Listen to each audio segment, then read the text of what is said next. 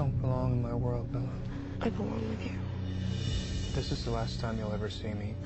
Please just promise me you won't do anything reckless. I met you, actually, a year and a half ago during the first shoot for Twilight. Yeah. You had no idea what was going on. I don't expect to remember. The point is, like, at that time, you were like, hey, I don't know if this is going to happen. Like, I might just go back with my band. Like, you never know what's going to happen. Did you ever in a million years think that, like, you would go from making this little movie to, like, the phenomenon that it's become? No, not at all. Like, not at all. No one ever believes me.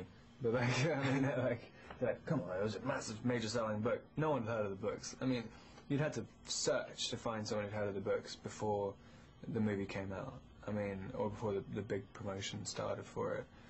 And then now it's difficult to find someone who hasn't heard of them. I mean, but I mean, I couldn't even buy the book in England, so no, I never expected anything like this. And, you know, you've actually worked so much since then because you made this one and Twilight, and you just did Remember Me. Remember Me. Yeah. And do you feel like you need a break? Are you going to be able to take one, or are you just going to keep working straight through? I think I'm going to keep working straight through, because I mean, I'm hoping that, because when you're on set, you're relatively insulated from everything, and that's the only time you get really annoyed with the situation, when you're just kind of trying to have a normal life and then people following around all the time. So I'm just going to wait till I can have a normal life again, just keep working until then. So I'm doing another 2 jobs next year, and then the last Twilight movie, and then I guess maybe the year after that. Maybe we'll take a break then, like in 3 years. And then just really quickly, can you talk about what the differences have been working with Hardwick on Twilight, Chris Weitz here on New Moon, and David Slade on Eclipse? You know, what each director's brought to the project. I think Catherine had a lot of, she's kind of got like a wild energy about her, which kind of, it shows in the film as well.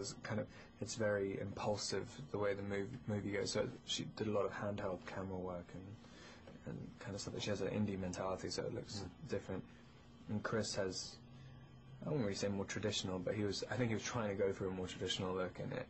And he's a much calmer and more analytical person, kind of a little bit more cynical, but also wasn't afraid of kind of going into philosophical ideas about it. It wasn't just fundamental, like raw emotion. There's obviously a lot of thought put into it.